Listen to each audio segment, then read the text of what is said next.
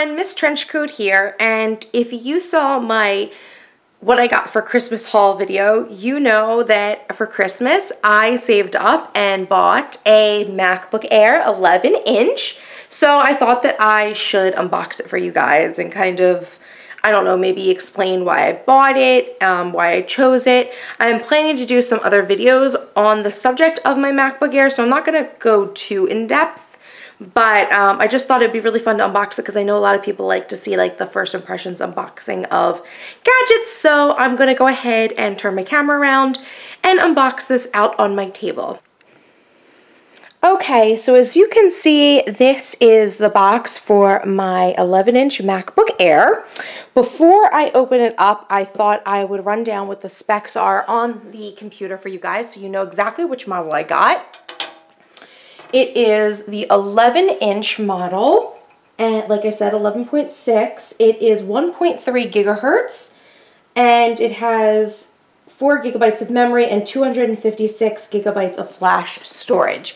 So this is not the entry-level MacBook 11. It's the higher-end MacBook 11 without getting any other customizations on it because I needed some more hard drive space and, you know, I wanted to get like a step up from the lowest end, but sticking with the 11-inch model.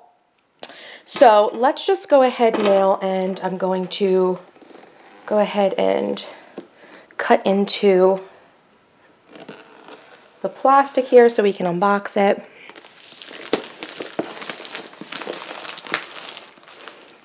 I'm trying to keep this in frame for you guys. Toss that away. Okay, so here is the box, and I will say the box is pretty big for this MacBook Air. I think that, I don't know, I was like, is this the 11 or is this the 13? Because it looks big, but it says the 11 on the box, and that is the inside of the box. We're pretty used to this kind of a box now because the Pros, or I'm sorry, the iPads and things like that are in the same similar box. But here is the computer, and it has a lip here to open it up. I'm just going to put this guy here for a second so we can see what is inside. Obviously, we got the little pouch that has the Designed by Apple in California label on it, and inside here should just be, let's see, I'm going to guess the USB startup disk, maybe some instructions, and let's hope that there are some Apple stickers. So here is the quick start guide. Like we said, pretty standard. I know how to use a Mac already, so you know I don't really use this. This is important product information. Again, not really going to need this. And those are Apple stickers. So I don't have like a USB startup disk unless it's somewhere else. So I guess they don't give those anymore because everything's online, which I'm actually surprised. So maybe it's somewhere else in the box, or maybe I just don't get one. Here is the MagSafe connector. This one, let's see, here we go. I think, do they call this MagSafe 2.0? I'm not even sure what they call it. It's the new one that's flat and thin, so it's not going to be compatible with the rest of my MagSafe adapters, which is fine. It's a slightly different head to it, but the rest of this is pretty familiar. Everyone pretty much has this. And yeah, so that's stuck in there. So here is the MacBook Air. Super light, super thin. I'm glad that I got the 11-inch because I think it's kind of like the perfect size, and it'll fit in a lot of different bags. I'll be able to take it places. So I'm just going to pull this off.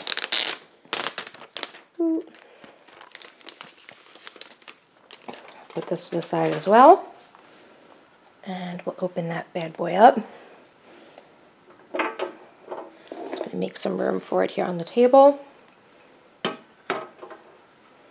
Gently. And take this foam away, and that is the 11-inch MacBook Air. I'm not going to boot it up right now because I have a couple of things I need to do on my other computer before I kind of boot this guy up, so I'm going to leave him for now. But I just want to let you guys know, like, I don't know, a little bit of my thought process for why I got a MacBook Air instead of, let's say, a MacBook Retina Pro.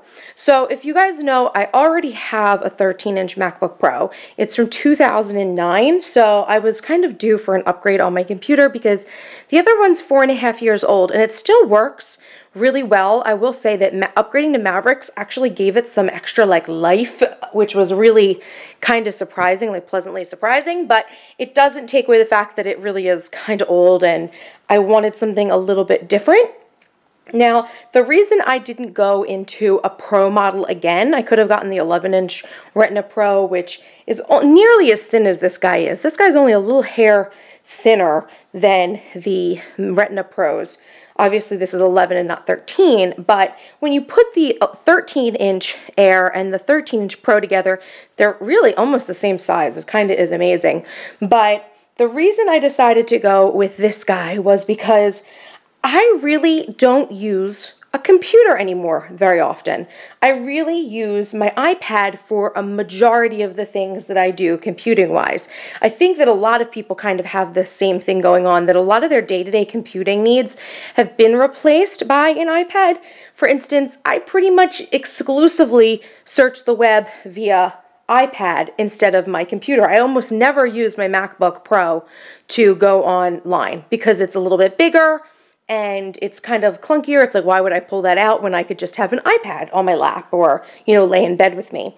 The iPad's great for watching movies and, even doing some writing because I do have the Clamcase Pro on my MacBook, which let me see if I can find that so I can show it to you guys. So yeah, you can see here that this is my iPad with my Clamcase Pro, which I've pretty much been using as like a portable writer's desk. So that's really the computer that I use all the time.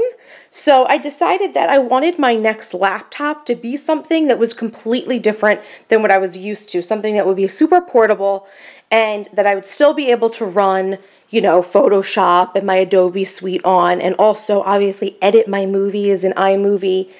And, this machine is powerful enough to do all that stuff, and it's also kind of super portable, which I love, because it kind of means that it's going to rival my iPad now. And I don't know, I just think that the smaller size and everything was just something that suited my life. I'm much more into taking something small with me now than having a big clunky, not that the new Retinas or Macs are clunky, but, they are a little bit bigger, and I still kind of can think of them as a home-based machine, even though they are a laptop. So, I wanted something different. I went with the MacBook Air. Hopefully I won't be disappointed. I don't think I will be, because I really don't need all of the power of a MacBook Pro anymore. I really don't do too much gaming, although there's been some stats on here with some, games like Minecraft have been played on here and they do very well. I've seen some comparisons and things like that. But I'm not a big gamer, so I don't need a MacBook Pro. I really just run Adobe and my iMovie. So that is why I decided to get a MacBook Air, because I just thought that it was more suited to the way my life has been working recently.